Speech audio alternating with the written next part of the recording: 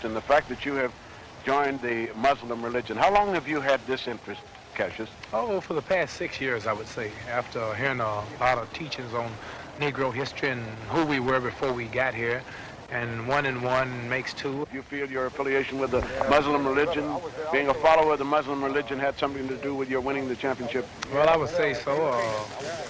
My religion is the only thing that I can give me credit for pulling me through, because 99 out of 100 seem to see no possibility of me winning. The newspaper reporters and everybody all over the world condemned me. They said it would be a mismatch, and couldn't nobody believe it. So my prayers to Allah and faith in my religion, living a clean, righteous life, I have to say that's what pulled me through. Malcolm X, I want to talk with you briefly about your affiliation with Cassius. How long have you known him? About 3 years. And have you been advising him as far as his religious affiliations are concerned? Well, no, I don't give advice to anyone. He's my brother and my friend. I express what I know and understand around him, but he has a mind of his own and understanding of his own. For many, Clay's friendship with Malcolm X was especially threatened. Malcolm X was national spokesman for a black religious organization, the Nation of Islam. We teach you to obey the law. We teach you to carry yourselves in a respectable way. But at the same time, we teach you that anyone who puts his hand on you, do your best to see that he doesn't put it on anybody else. The Nation of Islam taught black pride. With Martin Luther King, they met in Louisville because there had been a series of demonstrations by the local black community, and in return for their pains, they had been badly beaten and assaulted by white racists and also by the local police.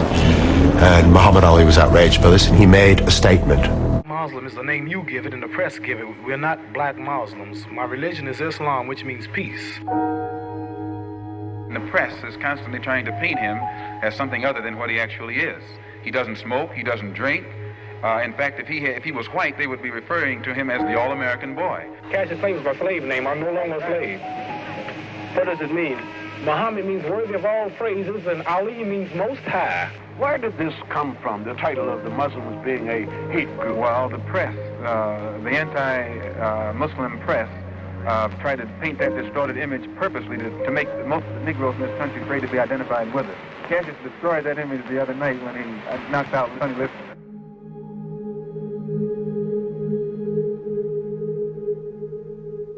There was one thing they didn't have and they desperately wanted. They didn't have a name for the stationery. And when he walked in the next day after he won the title, he was a spokesman. I'm asking you in a nice way. The world is watching, and I want you to respect it, and I would like for you to call me by my name now. Muhammad Ali. He didn't want to be Muhammad Ali, first of all, with the name. He wanted to be Cassius X. You know, he took the name because Elijah kind of insisted that he take the name. I certainly think that the Nation of Islam used Muhammad Ali, but I would definitely say that he was not a puppet. He was the most visible person they had. Until they got Muhammad Ali, it was Malcolm X. If the government can't defend us, what should we do? If the government doesn't want us to pick up a rifle, then defend us. Malcolm X at the time was in a political struggle with Elijah Muhammad, basically for control of the Nation of Islam. To drive a wedge between Ali and Malcolm X, Elijah Muhammad gave him the honorific name Muhammad Ali. The theology of Elijah Muhammad and the Nation of Islam included references to a race of pale-skinned, blonde, blue-eyed devils and a spacecraft called the Mother of Planes. However, the nation's gospel appealed to Malcolm X and to his ideological protege, Muhammad Ali, not for its mythology, but for the principle of black pride it embraced. My father was convinced that our people was believing under a psychology that depicted themselves and degraded themselves. And they thought that they was less than white people.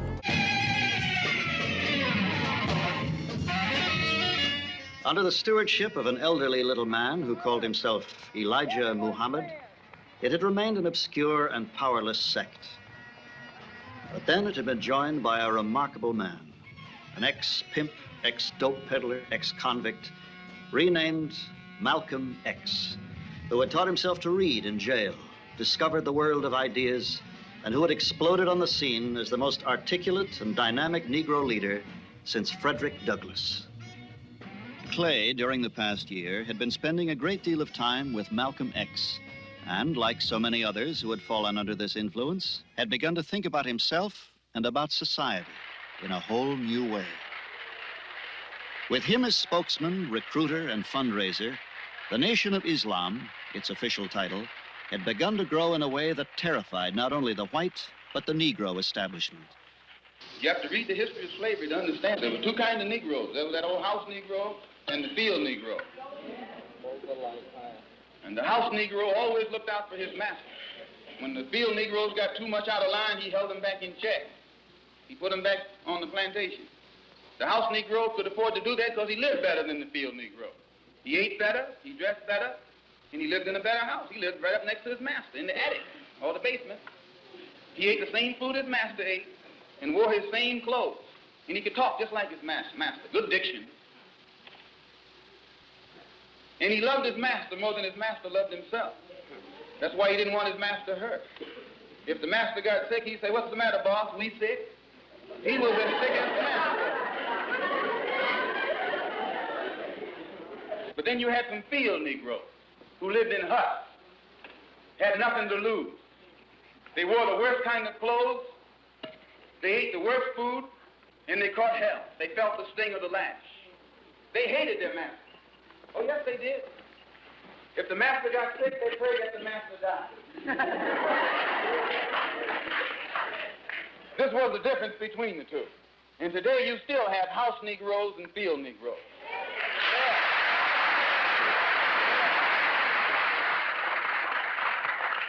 I'm a field Negro. Oh.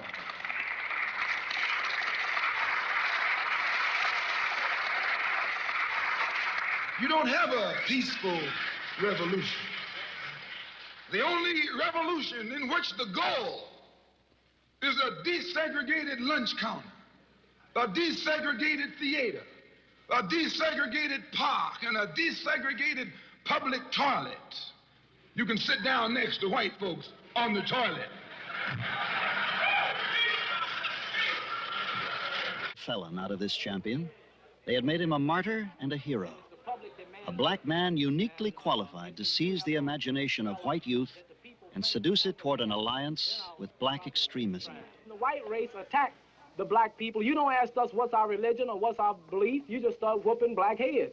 They don't say, are you a Catholic, are you a Baptist, are you a black Muslim, are you a Martin Luther King follower, are you a Whitney Young? They just go.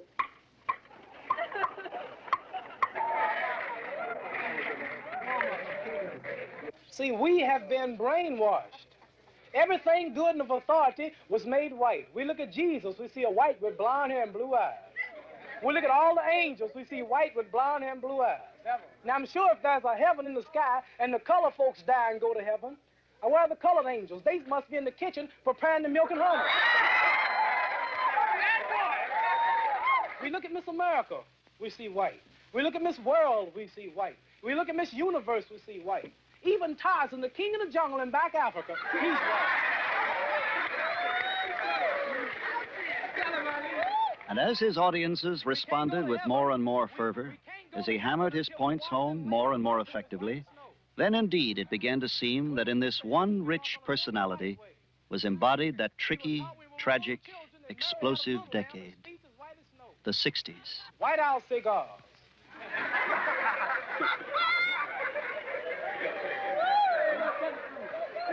White Swan soap, King White soap, White Cloud tissue paper, White Rain hair rinse, White Tornado floor wax, White Plus toothpaste. All the good cowboys ride the white horses.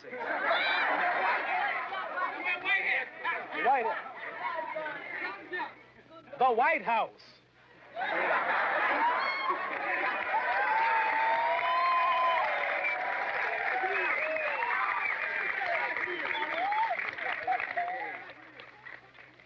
Angel food cake is the white cake, but the devil food cake is the chocolate cake.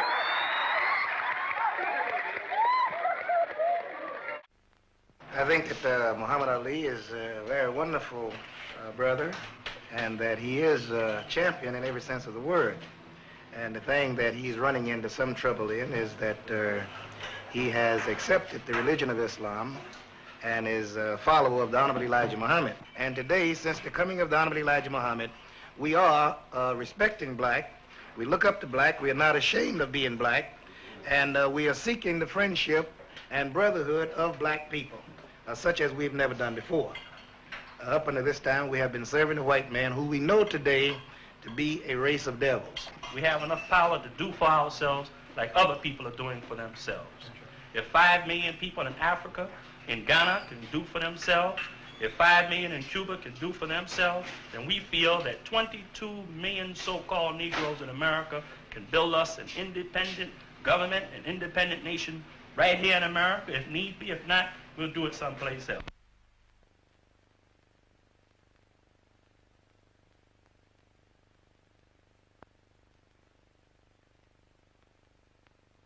The power structure had successfully created the image of the American Negro as someone with no confidence, no militancy, and they had done this by giving him images of heroes that weren't truly militant or confident.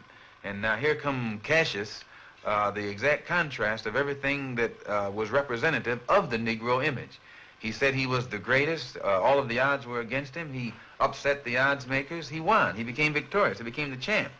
And the people who understand psychology and the effect that the psychological effect that the image of one's hero has upon the person himself, they knew that as soon as if people began to identify with Cassius and the type of image he was creating, they were going to have trouble out of these Negroes, because they'd have Negroes walking around the street saying, "I'm the greatest," and also Negroes who were not saying that they were nonviolent, and also Negroes who were proud of being black. Who would be proud of their own cultural background. All of these factors reflected the potential danger that was seen by the press was reflected in their questioning of Cassius during this fight. It was not a heavyweight championship fight physically. There was more to it than that. And I, for one, knew he would win because I looked at all of the historic things that were taking place on this earth, and to me, time itself was on Cassius' side.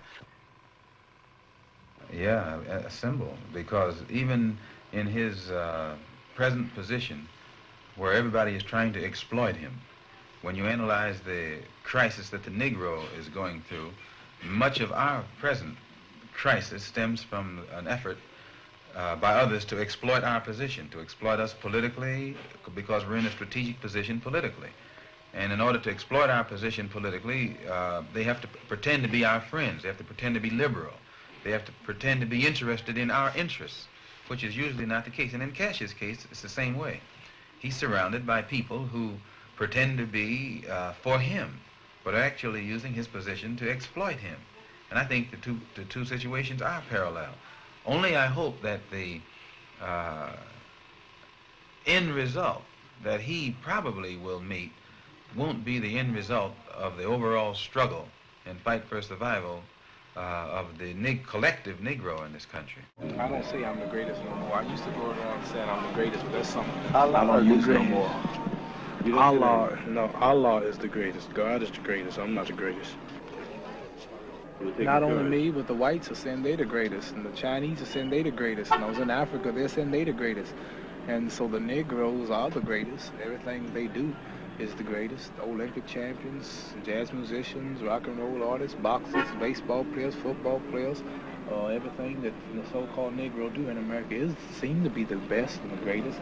So what's wrong with him saying he's the greatest when he is the greatest, when everything in America that has been made the greatest has been painted and colored white? So like Jesus is white, you have Santa Claus white, Tarzan, King of the Jungles, he's white, Miss America's white, Miss Universe is white, Miss World is white. When you go to heaven, you walk on a milky white way. Before you go to heaven, you washed in lamb blood till as white as snow, they say. They teach us some TV commercials. They have White House cigars, White Swan soap, King White soap, White Cloud tissue paper, White Rain hair rinse, White Tornado flow wax. Everything seems to be white. I'm dreaming of a white Christmas. Angel hair is white. Angel food cake is white, and devil food cake is dark. And Mary had a little lamb, his feet as white as snow. So everything, the greatest so far, has been white, and these are just falsehoods. white supremacists. So now that we have a man in America today, Elijah Muhammad, who teaches us that we are the greatest, and it is a fact, and you cannot prove that we are not the greatest. So I would see why it would be the commotion and the trouble over people are saying that they're the greatest. What's wrong with that anyway? So if you're the greatest, you're just the greatest until proven wrong. There is another possibility, of course. He may keep on the way he's going to develop into a leader of the Black Revolution. His popularity is growing among the youth, black and white, as our national policies continue to decay. Can he do this? Can he go this route? Some think he can become as powerful a spokesman as Malcolm X in his own way. But will he be allowed to become a leader? Let's quit worrying white people, plaguing white people's neighborhood, forcing ourselves on white people, and we don't clean up and do for ourselves. The slum is not in the neighborhood. The slum is not in the ghetto. The slum is in the people. The people make the slum. And the condition our people are in now, if you gave them a $93 million project, they'll make a slum out of it in 24 hours. Then you can take a nation of people who are intelligent and they can make a slum of paradise. There are no easy solutions for Muhammad Ali. No happy ending for this attempt at telling his story. Except this. To be a champion is to convert obstacles into stepping stones. It is possible to strip a man of a title, but in a more important sense, champion means a set of qualities rather than an official title. You know, all of the youth are watching you, and all of them look up to you and idolize you.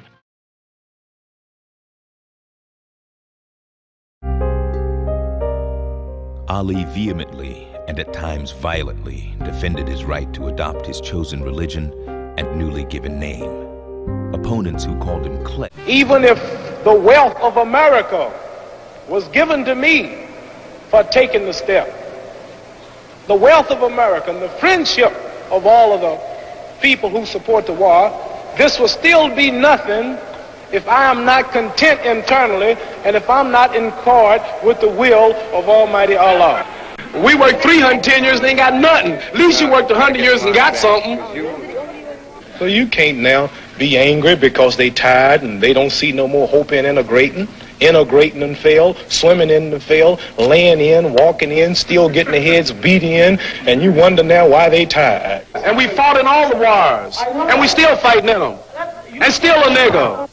What you mean if I believe in separation? I've recognized the fact that you believe in it. That's what your people believe in. What you mean you don't believe in it? No, you just talking crazy.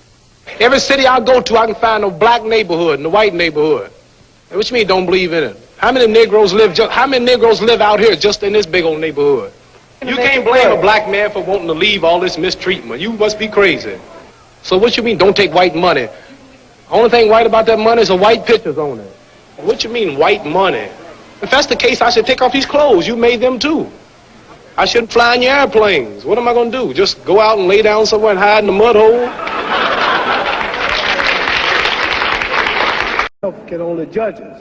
So I can't say how good I am, and no true Muslim will brag or will even take a chance on saying he's good or he's halfway good or not. It's up to Allah, God, to be the judge, see. So I'm not going to say one thing about how good I am because I don't know. We never get good enough. I'm always striving to be right. And you asked me another question, why did I change? Because I was raised a Baptist. And after touring the world, I found out that there are 600 million Muslims on the planet. And all religions are good. I wrote something once, it says, rivers, lakes, and streams. They all have different names, but they all contain water. So does religions have different names, and they all contain God and the truth, only expressed in different ways, forms, and times. What Jesus taught was good. What Moses taught was right. What Buddha taught was right. What Krishna taught was right. What Isaiah, Lot, Noah, God has always sent prophets to different people at different times with messages for those people, and people have decided to choose those prophets as their leader. Some follow Krishna, some follow Buddha, some follow Muhammad, some follow Jesus, some follow whoever. But Moses, all of them are right. Jesus made a statement, I come not to destroy no law of the prophet, but to fulfill. All of God's prophets are right. You got to believe in all of them. So, if the person follow Buddha and do what Buddha said, they'll see God and believe it. If a person follow Krishna and live what he preached, he'll be good. If a person follow Moses and live like Moses preached, if they follow Jesus, they follow Lot, any of the prophets. So, I decided to take the Islamic path. The Christian path is a perfect religion if the people practice. And you have 2 coats, give me 1. I'm hungry, you feed me. Love your enemy. Pray for those who use you. Forgive. Give charity. Don't hate. Christianity is a perfect religion. It's the people who don't live the religion. The religion is good, but the people do things in the name of the religion. A lot of Muslims do things they shouldn't do. A lot of Protestants, a lot of Buddhists, a lot of Hindus live like they shouldn't live. But the religion itself, the religion is right, but the people who follow religion ain't so right. So I choose to follow the Islamic path because I've never saw so much love. I never saw so many people hugging each other, kissing each other, praying 5 times a day, the women in the long garments, the way they would eat. You can go to any country and say, Assalamu alaikum, wa alaikum assalam. You got a home, you got a brother. I chose the Islamic path because it connected me. As a Christian in America, I couldn't go to the white churches. As a Christian, that was for those people. It did them good. It didn't do me good. I saw Jesus Christ. I saw a white man with blonde and blue eyes. I look at the Lord's Supper in Christianity. I see all white people. You are an Asiatic girl. I see a man behind you is dark. All the pictures of angels are white. Why come we never go to heaven? Why come the Mexican don't go to heaven and fly around? Why the Puerto Rican, all the angels happen to be white angels. I look at Peter was white, Mary was white, Paul was white, God's son Jesus was white. Everything was white. Tarzan, the king of the jungles, he was white. And the angel food cake was made white, and the devil food cake was chocolate. And if I threaten you, I'm going to blackmail you. Black was always bad in the Western world. The black cat was the bad luck. If you get put out of a fraternity group, you get blackballed. Black was always bad. So the only thing that made me feel good, the only thing that made me feel free, that connected me with Saudi Arabia, the Islamic religion, connected me with Pakistan, Morocco, Syria. I sat down with Colonel Gaddafi, had dinner in his palace, stayed overnight because I'm a Muslim. As a Christian, I never could sit with Christian leaders. As a Muslim, I sat with Sadat, I sat with President Nasser, Marcos of the Philippines, Ayub Khan of Pakistan before he died. I've been sitting with kings of Sheikh Zayed of Abu Dhabi. Kings and people of these nations have welcomed me as a brother, and I'm a citizen. And now in America, I'm respected by all colors and throughout the world as a Muslim. See, the name Muhammad is the most common name in the world. There are more Muhammads on the planet. There are 4 billion people on earth, and every 3rd person is a Muslim. So for me, I'm not condemning no other religion, but for me, being a world figure, taking the name Muhammad Ali, which is the name of my people for the birth of America, accepting the Islamic religion, it was better for me. Where another person, Shintoism, Buddhism, Christianity, Baptist, Catholic, Protestant, Jewish, that might fit another man. But you can choose any religion you want. If you believe it, you'll see God, because all of them are good. So I chose the Islamic religion. That's why I chose it. Muhammad.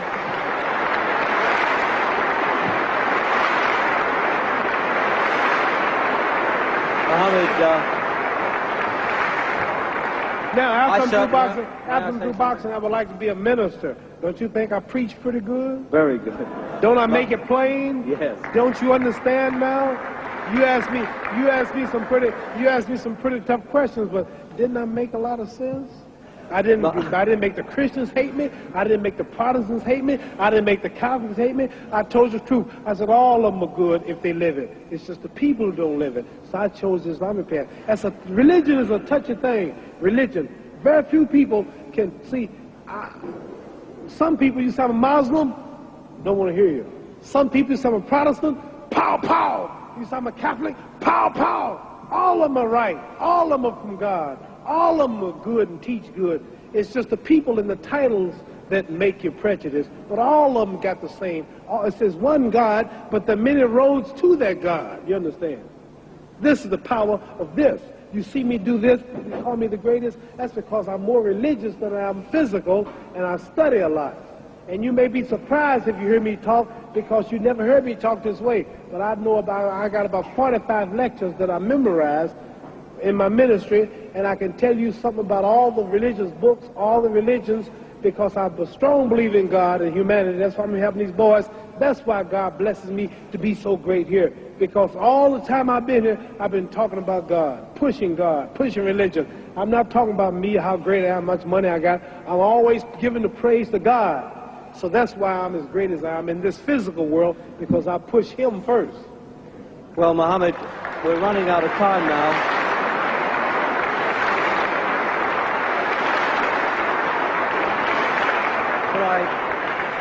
Could I finish by saying I wouldn't presume to be your judge, but I know you pretty well, and I judge you as a pretty good fellow, and I think we all would agree with that. Thank you. And we have a little presentation for you to take home to your wife and daughter, if you would. Yeah, I'm coming in a minute. We're actually finishing the show now. Could you answer the question when I'm... You know who he is? Yeah, he's the boss. He's the boss. Could we bring on the presentation, please? Would you like your sister-in-law to take these for you? The shaggy dog is for Hannah, your daughter. My daughter. And the bouquet